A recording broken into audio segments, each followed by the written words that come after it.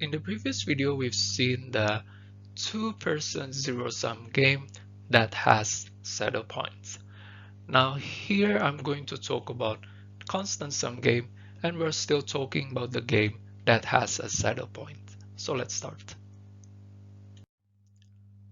The constant sum game is actually a generalization of the zero-sum game.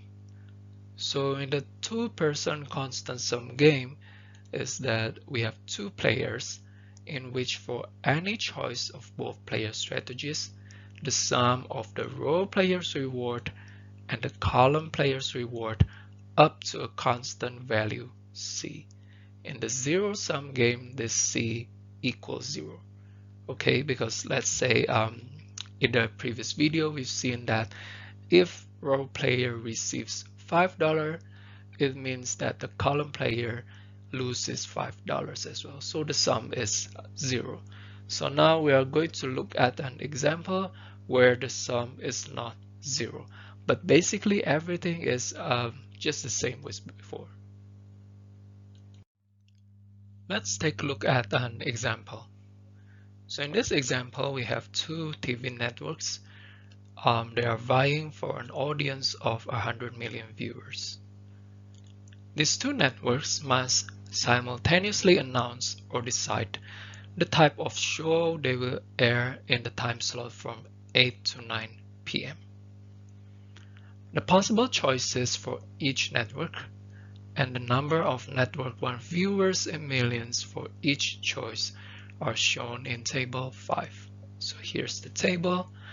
So you can see that Network 1 and also Network 2 has the choices to show Western movie, soap opera, or comedy. So it's the same for Network 1 or Network 2. And this reward matrix, as usual, shows the reward for the row player. So in this case, Network 1.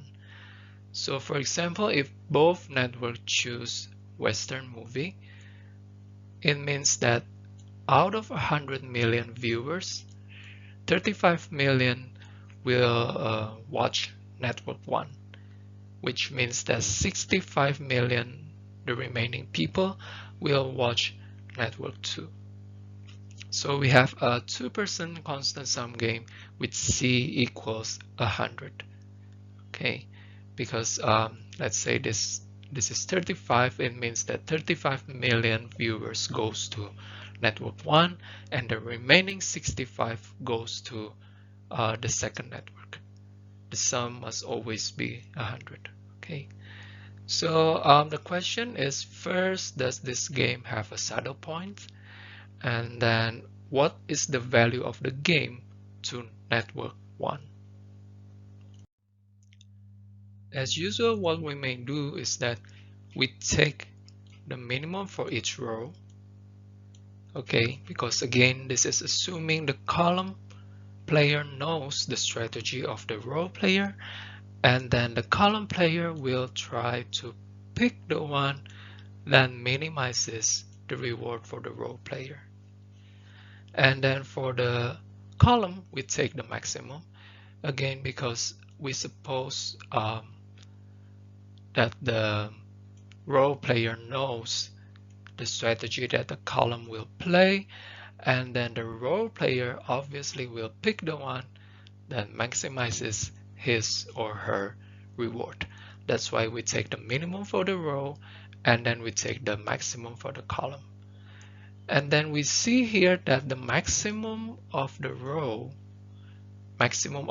minimum equals to the minimum of the column maximum. Okay, so this is the best that the row can do, 45 million. And then this is also the best that a column can do, letting the Network 1 having 45 million viewers. Okay, so in this case, we do have a saddle point. And the interpretation of the solution, it means that the Network 1 should play soap opera, and then the Network 2 should play Western movie. If both players sticks to this optimal solution, then 45 million viewers will go to network 1 and 55 will go to network 2. There is no incentive for any of these networks to move away from the optimal solution, because once they move away from their optimal solution, they will do worse than if they're sticking to this optimal solution. Let's show that again. So the current optimal solution for network 1 is playing soap opera.